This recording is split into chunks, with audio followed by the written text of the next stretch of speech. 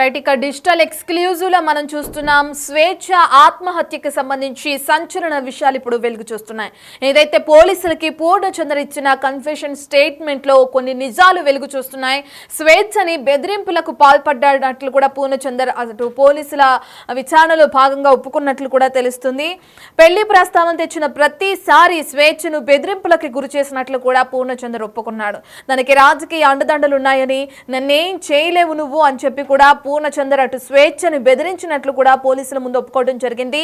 ప్రధానంగా జోగినిపల్లి సంతోష్ రావు తనకు తెలుసని, ఏ విషయాన్ని ఆయనకు నేను చెప్తాను, ఆయనకంతా తెలుసు, ఆయన దగ్గర నాకు సపోర్ట్ ఉందని చెప్పి కూడా స్వేచ్ఛని బెదిరింపులకు గురి చేసినట్లు కూడా పూర్ణచంద్ర ఒప్పుకున్నారు. ఇంతకు ముందు వివాహమై ఉన్న స్వేచ్ఛని నీ భర్తకు విడాకులు ఇచ్చేసాయి, నేను పెళ్లి చేసుకుంటానని మాయ మాటలు చెప్పి నమ్మించిన పూర్ణచందర్ విడాకులు తీసుకుని వచ్చిన తర్వాత పెళ్లి చేసుకోకుండా ముఖం చాటేశాడు. ఇక దీంతో మనస్తాపానికి గురైన స్వేచ్ఛ ఆత్మహత్యకు పాల్పడింది. ఇక ఇదే స్టేట్మెంట్ ని అటు పోలీసుల ముందు ఇచ్చినట్లు కూడా పూర్ణచందర్ ఇప్పుడు మనకి తెలుస్తుంది. అయితే ప్రాథమిక సమాచారం ఆధారంగా మెయిన్ పాయింట్ స్వేచ్ఛ ఆత్మహత్య చేసుకోవడానికి కారణం ఏదైతే పూర్ణచంద్ర ఇచ్చిన ఫేక్ ప్రామిసెస్ వల్ల మనస్తాపానికి గురై ఆత్మహత్య చేసుకోవటం ఒకటైతే, పూర్ణచంద్ర ప్రధానంగా బెదిరింపులకు పాల్పడ్డాడు అనేది కూడా ఇప్పుడు తెరపైకి వస్తుంది. పూర్ణచంద్ర ఇచ్చిన స్టేట్మెంట్ లో అదే విషయాలు వెలుగు చూసినట్లు కూడా మనం చూస్తున్నాం. ఏదైతే రీసెంట్ గా వీళ్ళిద్దరు కూడా అరుణాచలం ట్రిప్ కు వెళ్ళినప్పుడు కూడా ఇద్దరు అక్కడికి వెళ్ళి వస్తున్న సమయంలో కూడా ఇద్దరి మధ్య వాగ్వాదం జరిగింది. వారం కిందట అరుణాచలం వెళ్ళొచ్చిన ఇద్దరు తిరిగి వస్తున్న సమయంలో మళ్ళీ గొడవ పడడం జరిగింది. పెళ్లి చేసుకునేది లేదు అని పూర్ణచందర్ స్వేచ్ఛకి తేల్చి చెప్పడం జరిగింది. ఇక ఆ బాధని తట్టుకోలేక ఒక పక్కన ఉన్న భర్తకి విడాకులు ఇచ్చి రావాలి అని చెప్పి కూడా ఎంతగానో ఫోర్స్ చేసిన పూర్ణచందర్, బెదిరింపులకు పాల్పడ్డ పూర్ణచందర్ విడాకులు ఇచ్చి వచ్చిన తర్వాత పెళ్లి చేసుకోను అని ముఖం చాటేయడంతో స్వేచ్ఛకి ఒక్కసారిగా మనస్తాపానికి గురై ఏం చేయాలో తెలియక ఆత్మహత్య చేసుకున్నట్లు కూడా పోలీసుల నిర్ధారణకు వచ్చారు. ఇక పూర్ణచందర్ ఇచ్చిన స్టేట్మెంట్ లో భాగంగా, నేను స్వేచ్ఛని బెదిరింపులకి పాల్పడ్డాను, బెదిరించాను కాబట్టే తను భయానికి గురైందని కూడా చెప్పుకోవచ్చు. ఒక విధంగా మనస్తాపానికి గురై ఈ విధంగా ఆత్మహత్య చేసుకుంది అని చెప్పి కూడా పూర్ణచంద్ర తన స్టేట్మెంట్ లో పోలీసులకు వెల్లడించడం జరిగింది. అసలు పూర్ణచంద్ర స్టేట్మెంట్ లో ఇంకా ఎటువంటి అంశాలు ఉన్నాయి, ఏ విషయాల గురించి అటు పోలీసుల ముందు పూర్ణచంద్ర ఒప్పుకోవడం జరిగింది, ఈ డీటెయిల్స్ అన్ని అందించడానికి మా ప్రతినిధి సాగర్ అందుబాటులో ఉన్నారు. రైట్ సాగర్, అందరూ అనుకున్నట్లుగానే స్వేచ్ఛ మృతికి పూర్ణచంద్రే కారణం అనేది తన మాటల్లో ఒప్పుకోవడం జరిగింది. పోలీసుల ముందు ఏదైతే స్టేట్మెంట్ ఇచ్చారో పోలీసులకి, అందులో భాగంగా నేను స్వేచ్ఛని బెదిరించాను అని చెప్పి కూడా అంటున్నారు. కేవలం పూర్ణచంద్రేనా, పూర్ణచంద్ర వైఫ్ హస్తం కూడా ఇందులో ఏమన్నా ఉందా? అదే విధంగా రాజకీయ అండదండలు ఉన్నాయి, నన్ను ఏం చేయలేమని చెప్పి కూడా పూర్ణచంద్ర స్వేచ్ఛను బెదిరించినట్లు కూడా తెలుస్తుంది. మరి ఆ కోణంలో కూడా విచారణ జరిగించే అవకాశం ఉందంటారా పోలీసులు? డీటెయిల్స్ ఏ విధంగా ఉన్నాయి?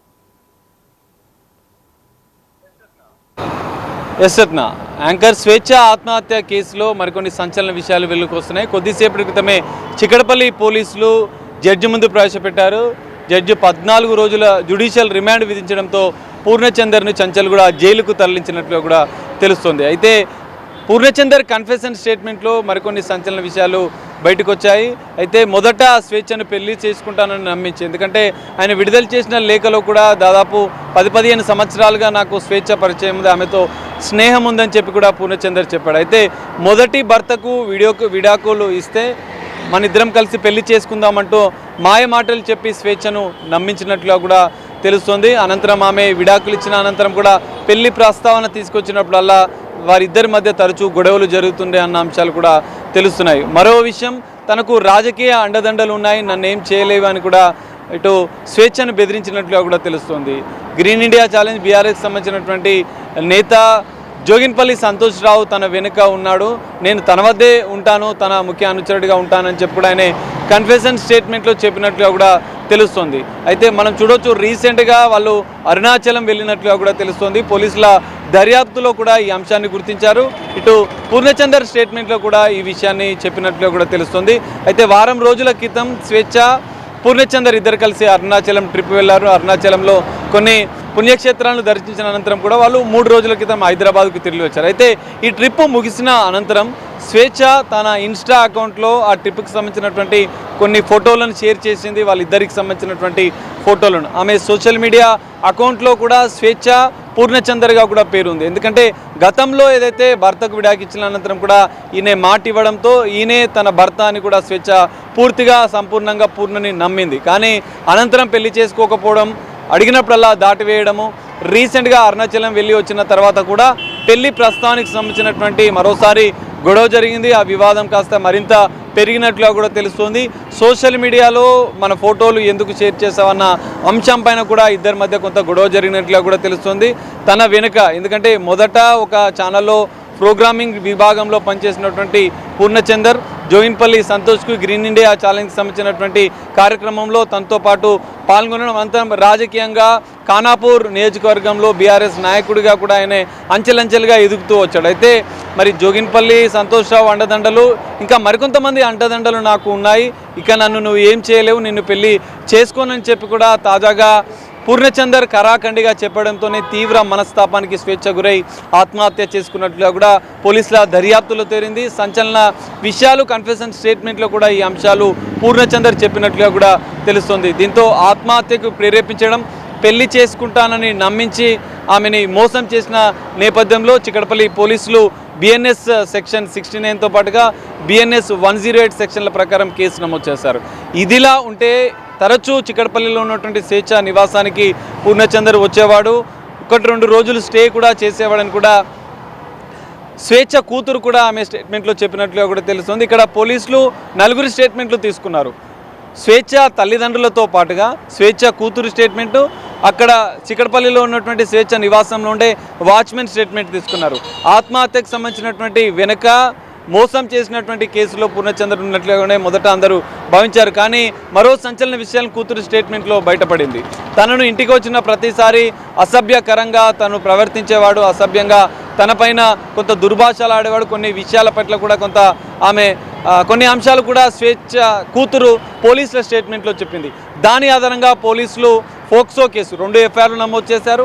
ఆత్మహత్య ప్రేరేపించిన విషయంలో 2 సెక్షన్ల ప్రకారం 1 ఎఫ్ఐఆర్ నమోదు చేస్తే స్వేచ్ఛ కూతురు ఇచ్చిన స్టేట్మెంట్ ఆధారంగా అసభ్యంగా పూర్ణచందర్ తనపై ప్రవర్తించిన నేపథ్యంలో తన కూతురు స్టేట్మెంట్ ఆధారంగా పోక్సో యాక్ట్ ప్రకారం కూడా కేసు నమోదు చేశారు. ఈ 2 కేసుల నేపథ్యంలో పూర్ణచందర్ను జడ్జి ముందు కొద్దిసేపటి క్రితమే ప్రవేశపెట్టడం, జడ్జి 14 రోజుల జ్యుడిషియల్ రిమాండ్ విధించడంతో చంచల్ కూడా జైలుకు తరలించారు. ఇదిలా ఉంటే ఆయన లేఖలో మనం ఒకసారి పరిశీలిస్తే ఎక్కడ కూడా ఒక పాశ్చాత్తాపం లేకుండా స్వేచ్ఛ తల్లిదండ్రులపైన ఆరోపణలు చేస్తున్నట్లుగా కూడా మనకు లేఖ ద్వారా అర్థమైంది. తండ్రి స్థానంలో ఉంటాను అంటూ కూడా స్వేచ్ఛ కూతురు పైన చెప్పారు. కానీ స్వేచ్ఛ కూతురు తన స్టేట్మెంట్లో మరికొన్ని విషయాలు చెప్పింది. ఎందుకంటే తల్లి దగ్గరికి అంటే తన తల్లిని తన తల్లి ప్రేమను దూరం చేయడంతో పాటుగా ఇంటికి వచ్చినప్పుడు కూడా తనతో సరిగా ఉండేవాడు కాదు. అసలు తను వస్తేనే నాకు కొంత భయంగా ఉండేది. నా తల్లికి కూడా అమ్మకి ఎన్నోసార్లు నేను చెప్పాను, తాను మంచివాడు కాదు, నా మీద ఇట్లా ప్రవర్తిస్తున్నాడు, దురుసుగా ప్రవర్తిస్తున్నాడు, కొంత అసభ్యకరంగా ప్రవర్తిస్తున్నాడు అని చెప్పి తల్లికి చెప్పింది. అమ్మమ్మ తాతయ్యలకు కూడా ఇటు స్వేచ్ఛ కూతురు చెప్పింది. సో అప్పుడంతా మామూలుగానే అనుకున్నారు. కానీ స్వేచ్ఛ పూర్తిగా నమ్మింది, పెళ్లి చేసుకుంటాడని కూడా చివరి వరకు నమ్మింది. అరుణాచలం ట్రిప్ వెళ్ళి వచ్చిన అనంతరం కూడా ఈ వివాదం పెద్దదైంది. అనంతరం గొడవ అయింది. సోషల్ మీడియాలో పోస్టులు పెట్టడం, సోషల్ మీడియాలో ఫోటోలు తాజాగా 2 రోజుల ముందు, ఎందుకంటే ఆత్మహత్యకి 1 రోజు ముందు ఆ ఫోటోలను షేర్ చేసింది, కొన్ని కొటేషన్లు కూడా పెట్టిన పరిస్థితి. సో దీనిపైన కూడా ఒక గొడవ జరిగినట్లు కూడా తెలుస్తుంది. తన భార్య కూడా ఒప్పుకోకపోవడం, పూర్ణచందర్ భార్య కూడా విభేదించడం, సోషల్ మీడియాలో పెట్టిన ఫోటోల పైన ఆమె పూర్ణచందర్ను నిలదీసినట్లుగా కూడా తెలుస్తుంది. సో ఇవన్నీ అంశాల నేపథ్యంలో స్వేచ్ఛ ఆత్మహత్య వెనుక ఆత్మహత్యను ప్రేరేపించడం, ఆమెని నమ్మించి మోసం చేసిన నేపథ్యంలో పూర్ణచందర్ పైన ఇవన్నీ కేసులు నమోదు చేసి ఎట్టకేలకు రిమాండ్కు తరలించారు. కానీ ఒక్క పాశ్చాత్తాపం కూడా లేదు పూర్ణచందర్కి. స్వేచ్ఛతో 5 సంవత్సరాలుగా 15 సంవత్సరాలుగా స్నేహం ఉందన్న పూర్ణచందర్ తన లేఖలో ఎక్కడా కూడా కొంత బాధను కూడా వ్యక్తం చేయని పరిస్థితి. స్వేచ్ఛ అనేక సంవత్సరాలుగా నమ్ముతూ వస్తుంది, తనతో రిలేషన్లో ఉంటూ చివరిగా తనను పెళ్లి చేసుకుంటాడని నమ్మింది. కానీ ఆయన రాజకీయ అండదండలతో, ఎందుకంటే ఒక ప్రోగ్రామర్ స్థాయిలో నుంచి ఆయన రాజకీయంగా ఒక్కొక్క అడుగు ముందుకు వేస్తూ ఆయన ఒక రాజకీయ నేతగా ఎదిగాను, నా వెనుక ఎంతోమంది రాజకీయ నేతల అండ నాకుంది, ఇక నన్ను నువ్వు ఏం చేయలేవు స్వేచ్ఛ, ఇక నువ్వు నాతో ఉండాలన్న ఉద్దేశాన్ని కూడా మర్చిపో అని ఆమె పూర్ణచందర్ స్వేచ్ఛకు తేల్చి చెప్పినట్లు తెలుస్తుంది. అప్పుడే స్వేచ్ఛ మనసు విరిగిపోయింది. ఇక తను నన్ను ఇంకా చూసుకోలేడు, తనతో నేను కూడా ఇక నుండి ఉండలేను నాన్న అని కూడా స్వేచ్ఛ తన తండ్రికి చివరిగా చెప్పింది. ఏదైతే ఘటన జరగడానికి 2 రోజుల ముందు కూడా తన తండ్రికి అన్ని విషయాలు బాధలను ఇక పూర్ణచంద్రతో ఉండలేను, నన్ను తీవ్రంగా మోసం చేశాడు నాన్న, నేను కూడా డైరెక్ట్గా మీ అందరితో వచ్చి మాట్లాడలేను, నేను ఆఫీస్కి వెళ్తాను, ఇక మీరు వాడితో మాట్లాడండి, ఇక వానితో ఇంకా నేను ఉండలేను అని చెప్పి కూడా స్వేచ్ఛ తేల్చి చెప్పింది. కానీ ఈ మధ్యలోనే ఒక దారుణమైన నిర్ణయం స్వేచ్ఛ తీసుకుంది. అనంతరం ఆమె తన కూతురిని అనాథ చేస్తూ ఆమె ఉరివేసుకుని ఆత్మహత్య చేసుకుంది. కానీ ఏదేమైనా పోలీసులు ఇంకా పూర్తిస్థాయి దర్యాప్తు చేస్తున్నారు. ఇప్పటికే కీలక ఆధారాలు సేకరించినటువంటి చిక్కడపల్లి పోలీసులు ఫోక్సో యాక్ట్ ఆత్మహత్యకు ప్రేరేపించిన కేసులో రిమాండ్కు తరలించారు. అయితే స్వేచ్ఛ ఫోన్లో కూడా మరికొన్ని ఆధారాలను సేకరించే పనిలో ఉన్నారు. ఎఫ్ఎస్ఎల్కి తన ఫోన్ను పంపించిన నేపథ్యంలో మరికొన్ని ఆధారాలు, ఎందుకంటే అరుణాచలంకి వచ్చిన అనంతరం కన్ఫెషన్ స్టేట్మెంట్లో అన్ని అంశాలు చెప్పినప్పటికీ ఇంకా ఫోన్లో చాటింగ్కి సంబంధించినటువంటి చివరి కాల్లో ఏం మాట్లాడాలన్న అంశాలపైన కూడా పూర్తిస్థాయి దర్యాప్తు అయితే చిక్కడపల్లి పోలీసులు చేయబోతున్నారు. ఏదేమైనా స్వేచ్ఛ మరణం జర్నలిస్టు యావత్తు లోకాన్ని కొంత బాధను మిగిల్చింది. యావత్తు వాళ్ళ తల్లిదండ్రులకు తీవ్రని విషాదాన్ని మిగిల్చింది. ఎంతో ధైర్యశాలిగా జర్నలిస్టుగానే కాక సామాజిక చైతన్యంతో ఉన్న ఒక మహిళా జర్నలిస్టు ఉన్న ఫలంగా మధ్యలోనే అందరిని వదిలేసి వెళ్ళిపోవడం ఎంతో బాధాకరం అంటూ కూడా తెలుస్తుంది. సో పోలీసుల దర్యాప్తులో ఇంకా మరిన్ని అంశాలు కూడా తెలుస్తాయి. రిమాండ్ రిపోర్ట్లో కూడా ఇంకా ఏ అంశాలు ఉన్నాయనేది కూడా మనం చూడాల్సిన పరిస్థితి కనిపిస్తుంది. రత్న right, thank you Sagar. Right, ఇక మనం చూస్తున్నాం స్వేచ్ఛ మృతికి పూర్ణచందర్ తానే కారణం అంటూ పోలీసుల ముందు ఇచ్చిన స్టేట్మెంట్లో భాగంగా ఒప్పుకోవడం జరిగింది. ఒక పక్కన తను రిలీజ్ చేసిన లెటర్లో స్వేచ్ఛ మృతికి నేను కారణం కాదు, తన తల్లిదండ్రుల నుంచి ఎప్పటి నుంచో దూరంగా ఉంటుంది, భర్తలతో విడాకులైపోయిన తర్వాత ఎంతో డిప్రెషన్లోకి వెళ్ళిపోయింది, అవన్నీ నాతో చెప్పి బాధపడుతున్న క్రమంలో నేను దగ్గరే తనకి సంతోషాన్ని ఇవ్వాలని ప్రయత్నించానని చెప్పి కూడా లెటర్లో రాసుకొచ్చారు పూర్ణచందర్. దాని తర్వాత పోలీసుల వాళ్ళ రీతిలో ఎంక్వైరీ చేసిన తర్వాత విచారణ జరిగించిన తర్వాత అప్పుడు ఇక పోలీసుల ముందు తను ఇచ్చిన స్టేట్మెంట్లో అన్ని నిజాలను ఒప్పుకోవడం కూడా జరిగింది. స్వేచ్ఛ మృతికి తానే కారణం అంటూ కూడా తన భర్తకు విడాకులు ఇస్తే పెళ్లి చేసుకుంటానని చెప్పడం, భర్తకు విడాకులు ఇచ్చిన తర్వాత పెళ్లి చేసుకోకుండా ముఖం చాటేయడం, పెళ్లి చేసుకోమని నిలదీసిన స్వేచ్ఛని బెదిరింపులకి గురి చేయడం కారణంగానే తన మనస్తాపానికి చెంది ఆత్మహత్య చేసుకుందని చెప్పి కూడా పూర్ణచంద్ర తన స్టేట్మెంట్లో చెప్తున్నారు. స్వేచ్ఛ కూతురు ఆరోపించినట్లుగానే పూర్ణచంద్ర వల్లే తన తండ్రి చనిపోయిందని ఏదైతే తన కూతురు ఆరోపిస్తుందో దాన్ని నిజం చేస్తూ ఇప్పుడు పూర్ణచంద్ర పోలీసులకు స్టేట్మెంట్ ఇవ్వడం జరిగింది.